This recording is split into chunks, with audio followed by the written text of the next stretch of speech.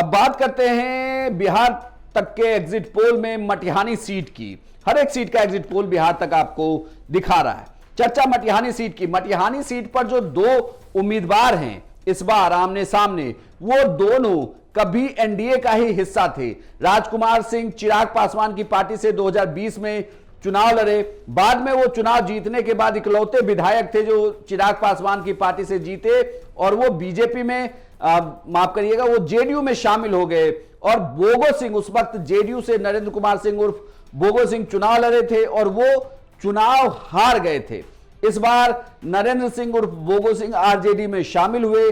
RJD ने उन्हें ticket दिया। खुद तेजस्वी यादव मटिहानी गए, उन्होंने वहां सभा की, टिकट की घोषणा की, तमाम गठबंधन के साथियों से यह अपील की कि इस बार इन्हें चुनाव में जिताया जाए। लगातार वहां कई बार चुनाव जीत चुके थे बोगो, और पिछली बार के चुनाव में जो 2020 का चुनाव था उसमें हार जीत का अंतर महज 333 मतों का था। यानी कि बिहार में सबसे कम मतों से हार जीत के फैसले वाली एक सीट थी मटिहानी।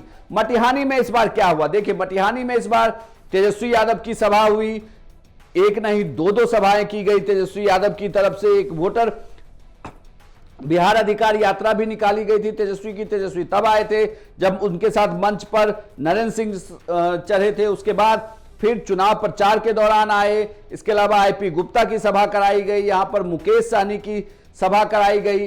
राजकुमार सिंह की तरफ से यहां पर नीतीश कुमार की सभा हुई, जिस सभा की बहुत चर्चा हुई। उस सभा में जो मटिहानी के रचियाही में सभा हुई थी वहां महिलाओं की जबरदस्त भीड़ देखने को मिली थी। महिलाओं की ऐसी भीड़ थी, वहां से यह अंदाजा लगाया गया कि नीतीश कुमार के साथ बिहार की महिलाएं, कई पत्रकारों ने उसे लेकर लिखा कि नीतीश कुमार की सभा में जो महिलाओं की भीड़ आती है वो चुनाव के फैसले को एक तरफा कर सकती है। लेकिन क्या बिहार तक के एग्जिट पोल के अनुसार मटिहानी में ऐसा हुआ है? बिहार तक का एग्जिट पोल कहता है कि मटिहानी की सीट पर फेरबदल होगा। भले ही यहां नीतीश कुमार की सभा में महिलाएं दिखी हो, लेकिन यहां से नरेंद्र कुमार सिंह और बोगो सिंह चुनाव जीत सकते हैं। आरजेडी के उम्मीदवार यहां चुनाव जीत सकते हैं, जेडीयू को नुकसान हो सकता है। और जनसुराज के जो उम्मीदवार थे, जो एक बड़ा फैक्टर यहां पर बन सकते थे, डॉक्टर अरुण कुमार, वो आईजीएमएस के